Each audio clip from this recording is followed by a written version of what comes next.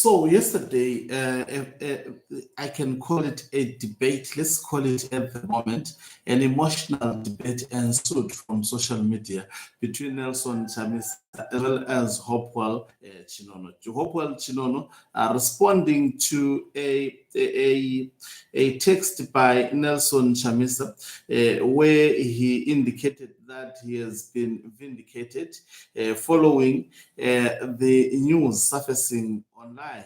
And even after the announcement of 10 senators by Emerson Dambudzo Mnangagwa, one of the top lieutenant of Nelson Chamisa featuring in the list of senators. And Nelson Chamisa trying to shield himself from accountability, saying that he has been vindicated, and this angered Hopewell Chinono, who say Nelson Chamisa should not actually disassociate himself with what has been transpiring, because he is the one who formed the CCC and he is the one who was choosing leaders.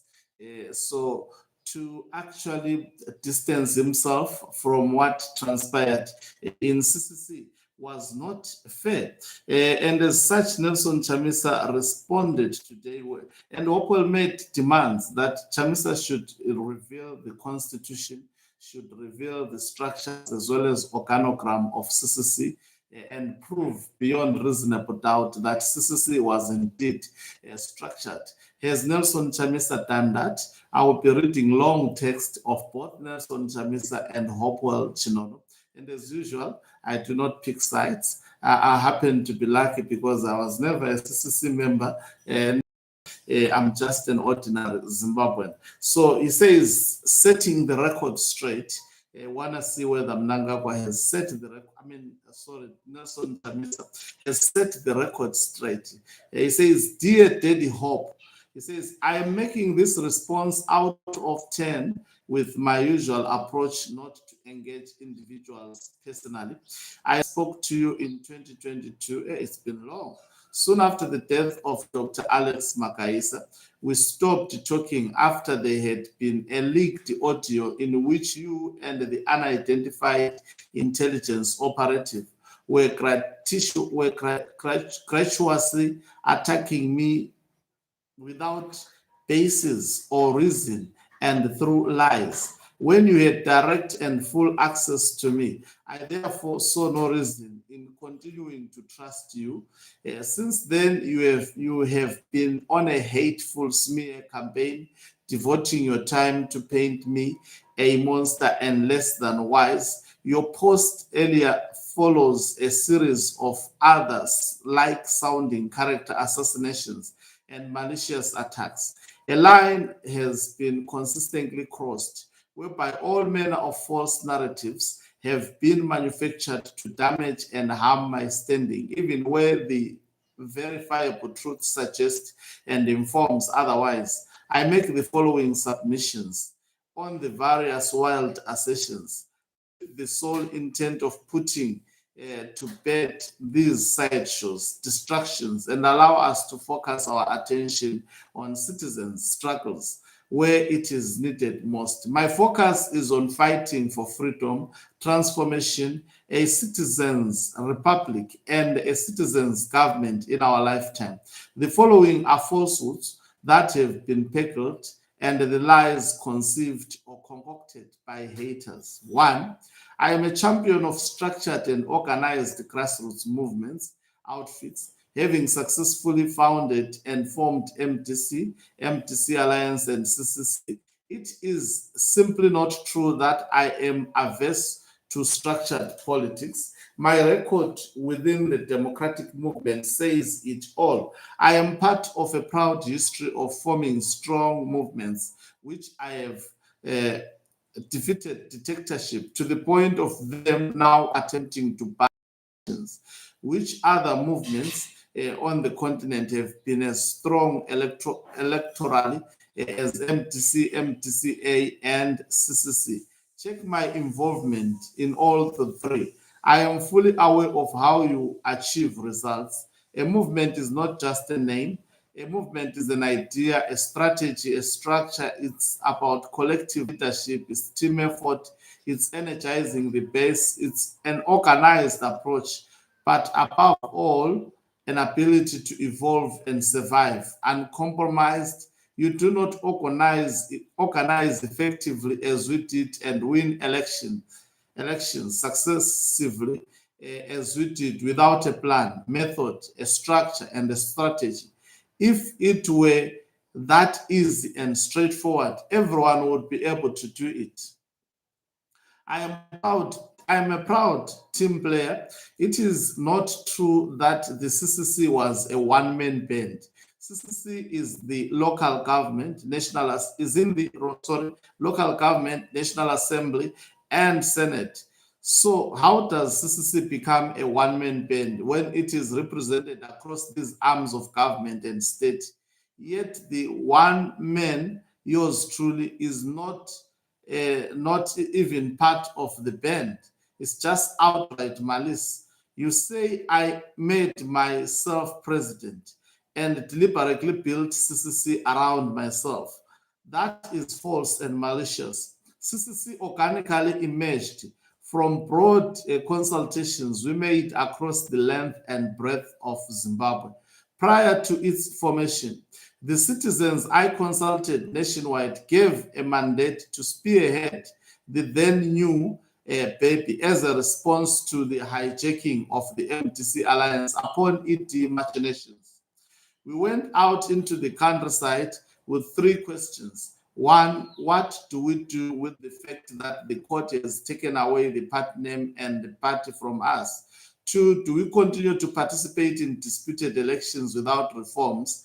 Three, how do we select candidates, presidential MPs, and councillors? The responses from the citizens informed how we behaved. Thereafter, thereafter and up to this day, how does a one-man band attract over 2 million votes and be able to organize and support candidates in different communities all over Zimbabwe?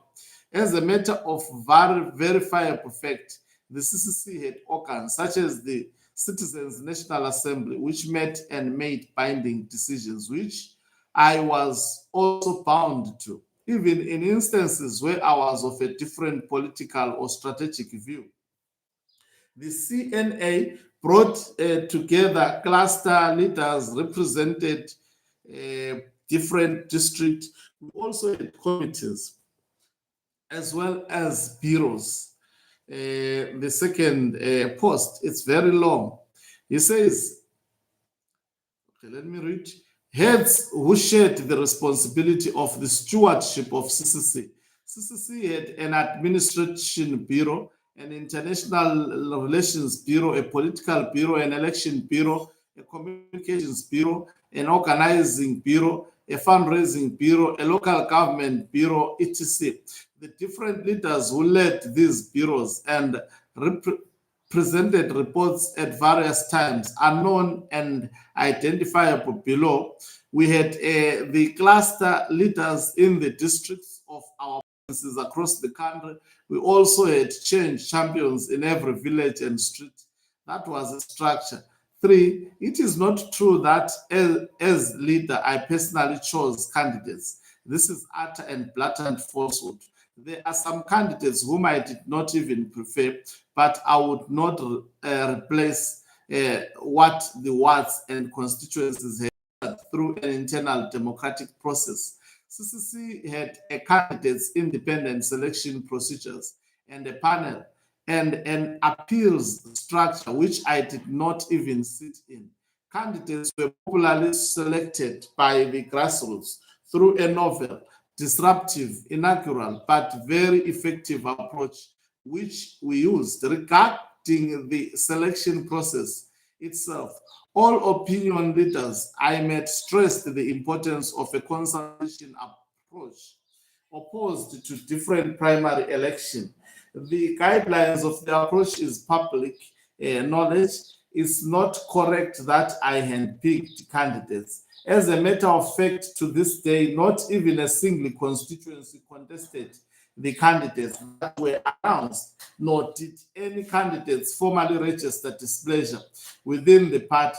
CISP ran public candidate selection programs all over the country with zero participation by myself. Every candidate knows the processes they went through and my non-involvement.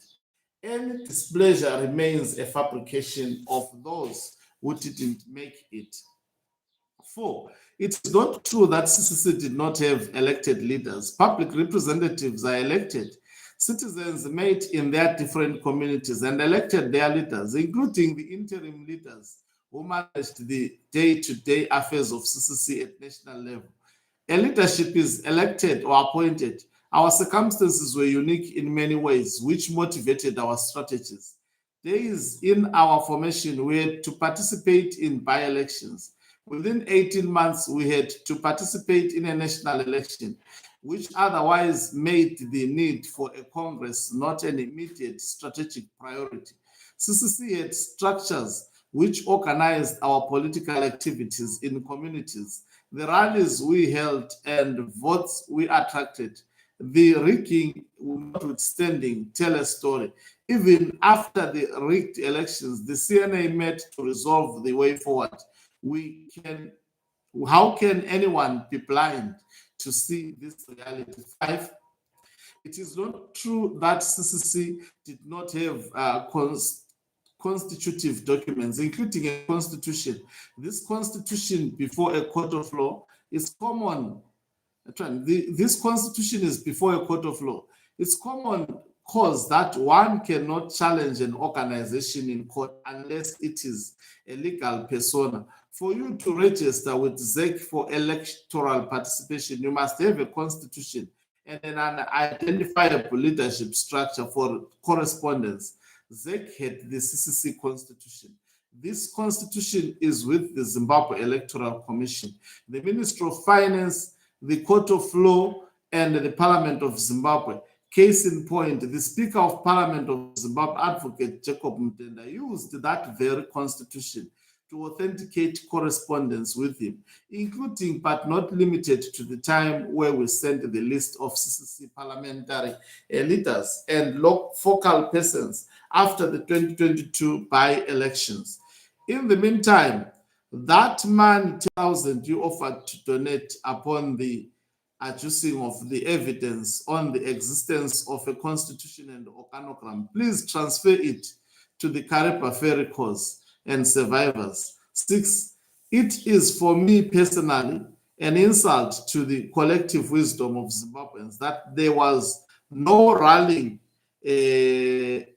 ideology around CCC, but rather personality politics or a personality cult. Even under MDCA, our efforts were opportunistically Christian MDC euphoria, even though we mobilized and attracted thousands of first-time voters. It's a whole long, but I'm almost done, and I'll come to Hopewell also so that I balance up things.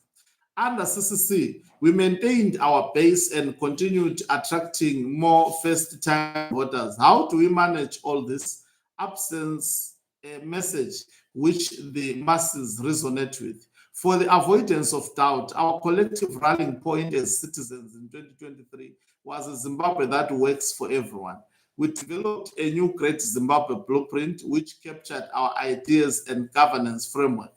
The citizens embraced both and rallied behind us. How do you achieve this? Willy-nilly? Such claims can only come from armchair critics. We have fortunately never carried the burden of leadership, as some of us have, but only rely on performative hindsight scripting. 7. How do you visit upon the victims? The problems brought to them by the perpetrator. Is this the definition of constructive criticism? You can't blame us for the misfortunes we have encountered. Would it be fair for anyone to say Hopewell is now living outside the country because he is weak and running away from jail? Will it be fair to say award-winning journalists do not hide? You, my brother, are not weak. You are a victim of dictatorship and need solidarity and support because of the uniqueness of your circumstances. What constitutive weakness does the Zimbabwean constitution have, which explains how and why it has been abused by the state, which with reckless abandon? By its nature, infiltration is a consequence of dictatorship, not an absence of an internal mechanism, as you allege. You don't infiltrate anything that is not a threat. MDC was infiltrated, so was ZAP, Zoom, Forum Party, and many others before. It's not a weakness. It's a sign of feared strength and capacity. Who infiltrates nothing? How does one invade something non-existent? Our only crime is a tendency not to engage in the public besmirching of characters whose compromised tendencies become known to us. We either redeploy or completely disengage, but ultimately allow them to expose themselves, which is why we continue standing. I will not apologize for my opponents. Taking stock of our decision is an otherwise ongoing endeavor in this responsibility of leadership. I embrace it wholeheartedly and in the seriousness it deserves. 8. Lastly, I reiterate that journalism should be practiced within responsibility. Responsibility to your readers, first and foremost. Your epic and personal attacks did not begin yesterday. You have spent years in antics and tactics to turn ordinary Zimbabweans against me. That is your democratic right, but you have failed dismally in this hopeless project. Taking an anti-Chamisa hatchet job and engaging in unending character assassination riddled with lies and abused half-truths is not journalism. That's politics. That's not journalism. That's Jelawism. Of course, continuing on this path remains your choice as well. Politics and nation building is not a spectator sports. We each contribute to the best of our unique yet very different abilities. Those of us who entered the arena carry the consequence of our choices and decisions. Granted, these are things we could have done better, and the best way to approach it is not to make it a personal issue. Institutional improvements should be a collective conversation among citizens. More importantly, we must never personalize institutions nor institutionalize personalities. Zimbabwe needs a citizenocratic and democratic future, and I remain committed to the fulfillment of the same. History will judge all of us, but the history should be written from truths and facts, not hate and bitterness. With love, God bless Zimbabwe. And Hopewell Chinono responded. He says, it's not that long, but at least I was hoping. It says, good morning, Nelson Chamisa. Thank you very much for your lengthy response. Unfortunately, it contains several inaccuracies, and more importantly, it does not address the central issue I raised. Firstly, you and I did not stop speaking immediately after Dr. Alex Makaisa died. That is not true.